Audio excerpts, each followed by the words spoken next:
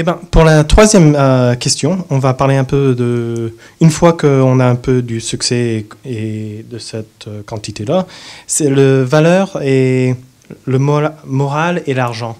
Donc l'idée de comment est-ce qu'on va éduquer la nouvelle génération au niveau éthique et est-ce que on peut vraiment l'apprendre aux gens? Est-ce que c'est quelque chose qui peut vraiment venir dans la mentalité entrepreneur? Bon,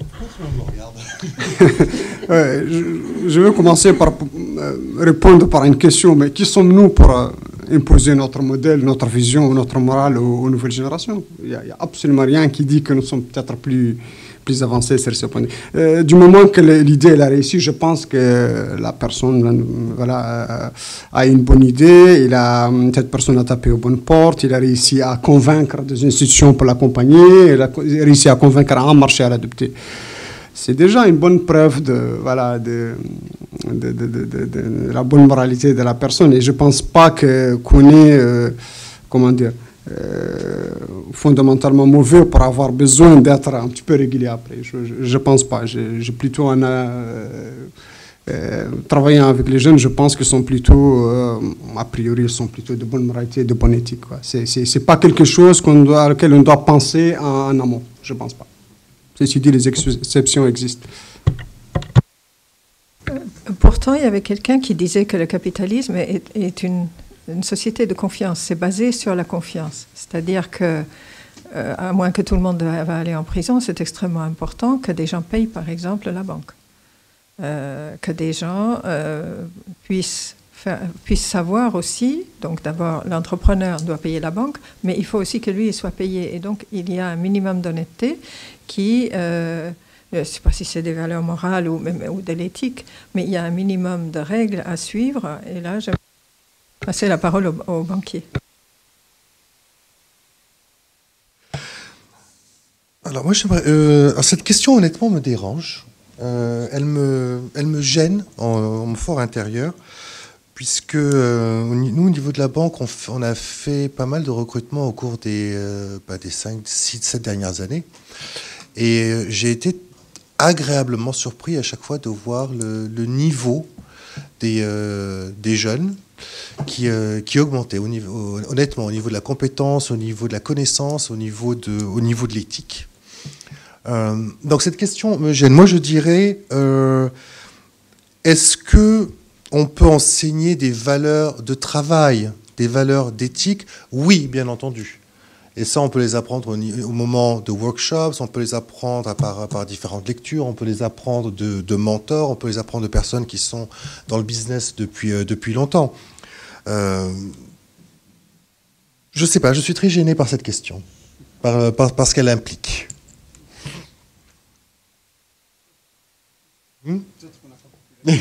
Ou alors peut-être qu'on n'a absolument pas compris la question.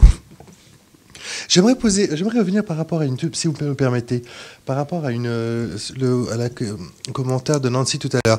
Parmi les candidats au Startup Weekend qui sont au fond de la salle, parmi vous, combien alors ceux qui ont un projet dans les nouvelles technologies, est-ce que vous pouvez lever la main? Ok.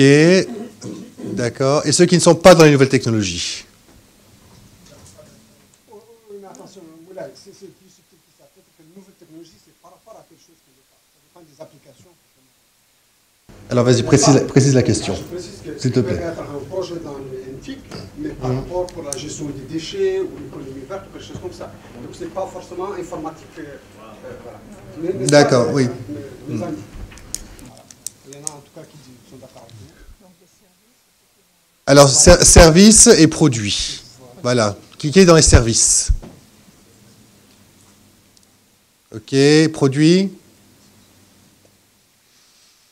Bon ben, c'est pas avec ça qu'on va industrialiser la Mauritanie, hein, moi je vous le dis. Oui, non, j'avais compté, mais bon, ok.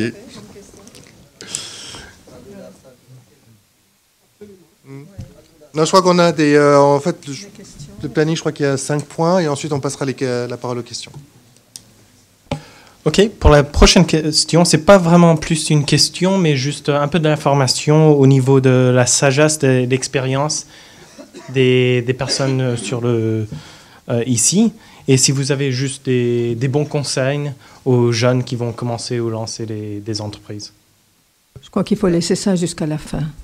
Est-ce qu'on peut passer à la question suivante et laisser disons un petit peu l'expérience? Ok, oui, bien sûr, on peut laisser ça à la fin. Donc maintenant, on va aller. Donc, comment est-ce qu'on va, quand on a du succès, qu'est-ce qu'on fait avec le succès une fois qu'on réussit? Donc, j'imagine qu'il y a un peu la mentalité qu'une fois qu'on réussit, s'il y a des personnes qui vont copier, donc comment est-ce qu'on pense à ça? Aussi, est-ce que c'est différent pour les femmes? Et quand est-ce qu'on sait quand on doit arrêter? Ou en plus, quand on a tout en bas, quand on rate et on doit se reporter et redémarrer, comment ça se passe? Du tout. Alors, ça c'est un très vaste sujet. Je me permettrai pas de répondre à la deuxième partie de la question. How to deal with success avec humilité. Et je pense que les femmes en ont beaucoup plus que les hommes, surtout en Mauritanie. Ah oui, non, ça c'est clair et net. Aujourd'hui, si je dois engager un cadre homme ou un cadre femme, si j'ai le choix entre les deux, je prends le cadre femme. When do we stop? Never. Et comment faire quand on atteint le bas? De toute façon, on ne peut pas descendre plus bas, donc il n'y a qu'une direction pour aller, c'est en haut. Voilà, donc sur ce, je repasse la parole à Nancy. Je ne sais pas, je crois que c'est un vaste sujet, c'est une question philosophique. Alors, la réussite, je crois effectivement, la réussite, c'est bien, il faut rester humble. Il faut toujours se dire que les choses montent et descendent. C'est ce que les gens ne comprennent pas quand il y a une bulle, par exemple. Tout le monde pense que ça va continuer. Quand il y a une crise, les gens pensent que ça va continuer. Pareil pour la réussite et l'échec.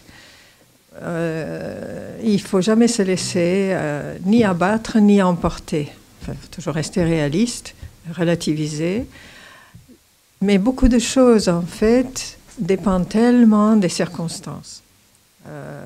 Par exemple, si vous avez une entreprise et que ça ne va pas bien et que la banque va vous saisir et que vous n'avez plus de sous, qu'est-ce que vous faites? Ça dépend de si vous avez maman, papa ou si vous avez une maison louée à côté qui peut vous permettre de continuer. Ça, je pourrais vous raconter des tas de trucs. Je ne vais pas vous dire de lire le livre, mais bon, il y a un million de cas différents et chacun a sa personnalité, chacun a son truc. Ce qu'il faut savoir quand on veut entreprendre et quand on dit j'ai un bon projet, j'ai une bonne idée. Ce qui est mignon, une fois j'avais rencontré quelqu'un qui avait eu un prix et c'est à l'esprit d'entreprise. Et on a dit, mais qu'est-ce que c'est l'esprit d'entreprise? Alors, on a beaucoup rigolé parce que lui, c'est un intellectuel, c'est un professeur, un acousticien qui avait inventé un truc. Et lui, il disait que c'est parce qu'on n'était ni assez bon pour réussir, ni assez mauvais pour échouer. Il m'a dit, voilà, moi j'ai un cousin, ça c'est un Américain, il m'a dit, j'ai un cousin qui a une chaîne de restaurants qui fait des sandwichs. Lui, il réussit des diables, mais il n'aura jamais un prix à l'esprit d'entreprise.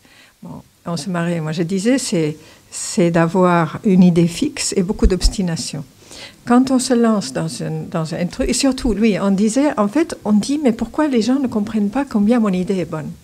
Quand on a une bonne idée et qu'on est possédé on est habité par cette idée, il faut qu'on la fasse. Voilà, moi, je vais faire, qu'est-ce que je vais vous dire? Je vais faire du jus de Touga parce que je trouve que vraiment le jus de Touga, je sais pas, je raconte n'importe quoi. Et je ne vois pas pourquoi les gens ne pensent pas que c'est une bonne idée. Et alors, je vais aller voir le banquier et tout et tout. Il faut, quand on fait son business plan, quand on fait son étude, il faut savoir que vous allez trouver qu'en fait, les frais vont se multiplier par 3, les difficultés vont se multiplier par 3, les bénéfices vont être divisés par au moins 10, et que vous allez avoir des tas de choses que vous n'avez pas prévues. Donc, il faut rester extrêmement modeste, extrêmement réaliste. Et bon, quand je dis quand on atteint le fond, ça dépend de combien d'argent vous devez à la banque, c'est tout. C'est tout simple. Pourquoi ça revient toujours? Il dit pourquoi ça revient toujours à la banque. Mais malheureusement, qui disait que l'argent est le nerf de la guerre. Malheureusement, c'est un problème d'argent. La plupart du temps, c'est un problème d'argent. Je connais quelqu'un qui était dans une start-up à Londres récemment. c'était très chouette, c'était une idée absolument géniale. Et puis ils étaient partis, vraiment, ils faisaient des projets extraordinaires, ils travaillaient pour une grosse boîte et tout. Et un jour, les financiers, donc ils sont partis chercher encore des sous parce qu'ils avaient besoin d'augmenter un petit peu, ils avaient besoin d'acheter des choses. À un moment donné, il y a un financier qui a dit non, je ne continue pas. Et en 3 jours, ils se sont retrouvés à la rue. C'est un problème d'argent. Et l'argent est totalement indispensable. Sans argent, on ne peut pas le faire, on ne peut rien faire. Et d'où vient l'argent? C'est ça la grande question. C'est pour ça la première chose que j'ai dit en commençant tout à l'heure, c'est le crédit, l'argent, le financement. Donc c'est toujours les banques. Mais peut-être une autre chose, c'est l'innovation pour le crédit. Je sais que, par exemple, avec l'ambassade américaine, il y a un fonds qui s'appelle Ambassador Self-Help Fund. C'est une petite fond qui va soutenir de quelques projets ici en Mauritanie.